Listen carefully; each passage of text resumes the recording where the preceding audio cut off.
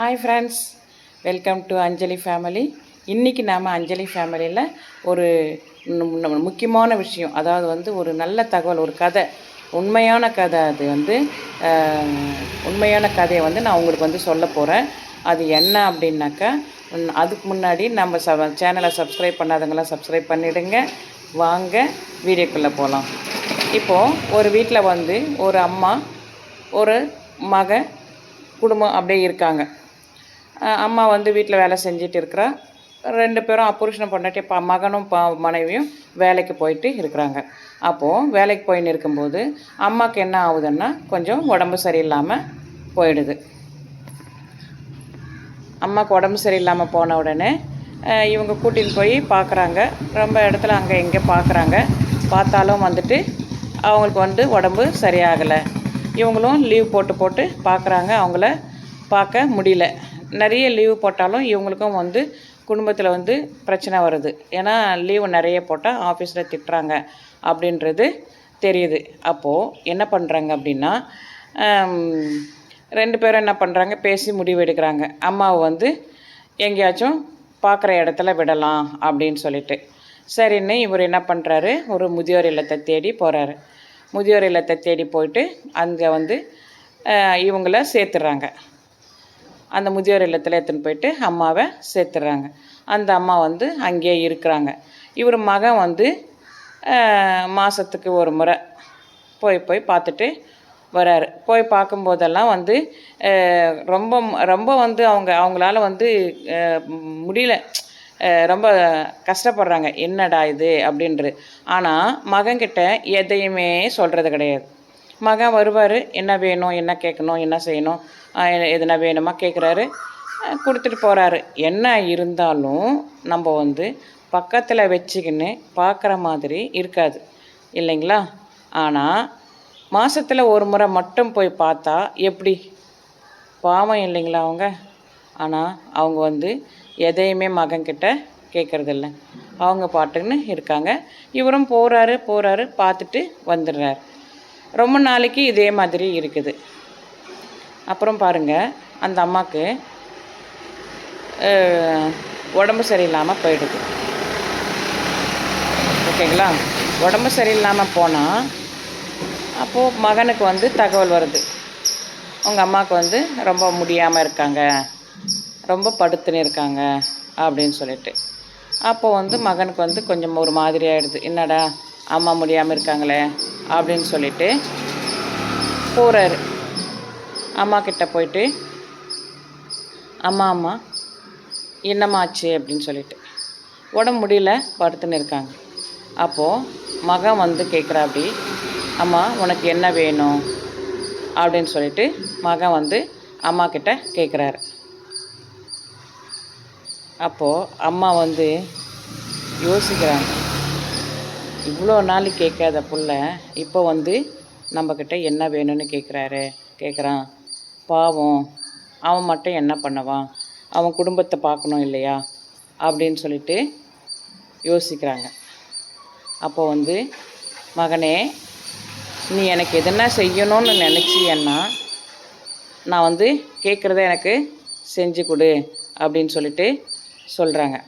அப்போது என்ன கேளுங்கம்மா, என்ன வேணும்னு கேளுங்க, நான் உங்களுக்கு செஞ்சு தரேன் அப்படின்னு சொல்லிட்டு சொல்கிறேன். அப்படி அப்போ சொல்கிறாரு, ரொம்ப நாளாக இந்த முதியோர் இல்லத்தில் ஃபேன் ஓடாமல் இருக்குது.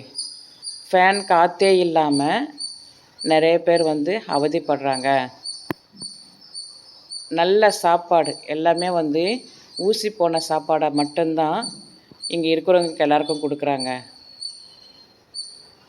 அதனால் நீ என்ன பண்ணுறன்னா, இங்கே சாப்பாடு எல்லாருக்குமே நல்ல சாப்பாடு கிடைக்கிற மாதிரி பண்ணி கொடு அப்படின்னு சொல்லிட்டு சொல்கிறாங்க. அப்போ மகன் யோசிக்கிறான், ஏம்மா நான் இத்தனை நாளாக வந்தேன் இல்லையா, நீ ஏன் என்கிட்ட சொல்லலை அப்படின்னு சொல்லி கேட்குறாங்க. அப்போது அம்மா சொல்கிறா, நீ அப்போல்லாம் வசதி இல்லைப்பா, இப்போ நீ வசதியாக வந்திருக்க.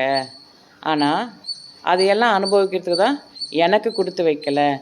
எனக்கு இல்லைன்னா போகுது, இதுக்கு மேலே வந்து இந்த மாதிரி வந்து தங்குறவங்களுக்கு அது எல்லாம் கிடைக்கட்டும் அப்படின்னு சொல்லி சொல்கிற அப்படி. அப்போது மகன் வந்து அம்மாவை காலை பிடிச்சின்னு அழுகுறார்.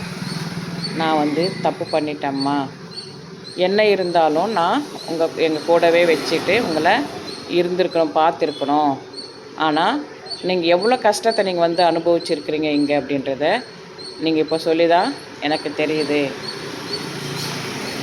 ஆனால் என்னை மன்னிச்சிடுங்கம்மா அப்படின்னு சொல்லிட்டு காலில் விழுந்து கதறாங்க. அப்படி கதறி மட்டும் என்ன பிரயோஜனம் இல்லையா? அவங்க கஷ்டத்தை அனுபவிச்சது இல்லை நம்ம ஆகிட்டு போகுதா? இல்லை அவங்க சாப்பிட்ட மிச்சம் இருந்த சாப்பாடுங்களை சாப்பிட்டு இருக்கிற இது முடிய போதா? எதுவுமே இல்லை இல்லையா? எதுவுமே மாற போகிறதில்ல இல்லையா? அதுதான் மக்களே நான் வந்து சொல்கிறது என்ன அப்படின்னா, வயசாயிடுச்சுன்னா அவங்க நிறைய கஷ்டங்களை கொடுப்பாங்க. அவங்கள வந்து நிறைய அவங்கள போய் பார்க்க அவங்கள கேர் எடுத்து பார்த்துக்க மாதிரி இருக்கும். ஆனால் நம்ம வந்து செய்யணும். ஓகேவா? செய்யலை அப்படின்னா நம்ம குழந்தையாக இருக்கும்போது அவங்க நம்மளை பார்த்துக்கினாங்களா? நம்மளுக்கு உடம்பு சரியில்லைன்னா ஹாஸ்பிட்டலுக்கு தூக்கின்னு போகிறது எல்லாமே வேலை செஞ்சுக்கினே குழந்தைய பார்த்துக்கின்னு செய்கிறாங்க இல்லை, கஷ்டப்படுறாங்கல்ல. ஆனால் கஷ்டப்பட்டு பார்த்துன்னு செஞ்சு நம்மளை வளர்த்து படிக்க வச்சு ஆளாக்கி விடுறாங்க இல்லையா?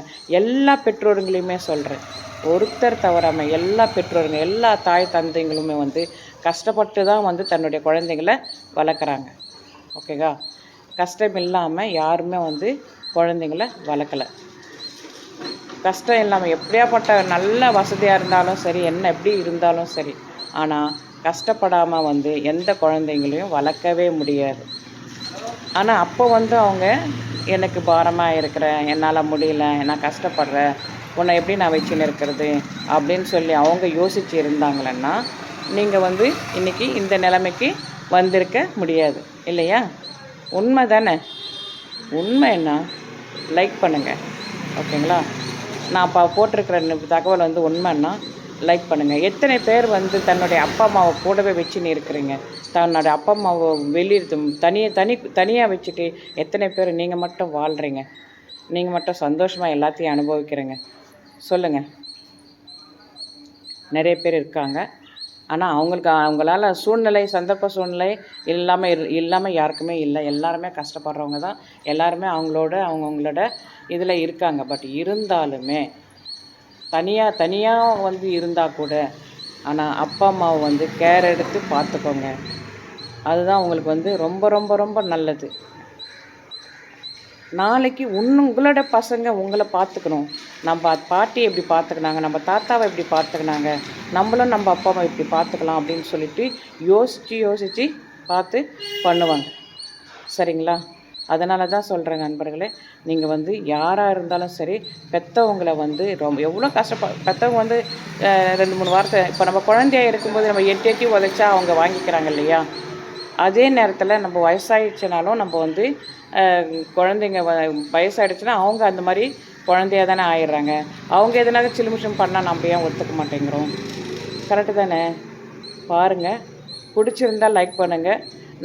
எனக்கு ஏதாச்சும் உங்களுக்கு டவுட் இதில் இருந்தால் எனக்கு கமெண்ட்ஸ் பண்ணுங்கள். உங்கள் ஃப்ரெண்ட்ஸுக்கும் உங்கள் நண்பர்களுக்கும் இந்த வீடியோவை ஷேர் பண்ணுங்கள். அடுத்து வந்து நல்ல ஒரு விஷயத்தோட, நல்ல ஒரு தகவலோட அடுத்த வீடியோவில் வந்து நம்ம சந்திக்கலாம். நன்றி, வணக்கம், பாய் பாய்.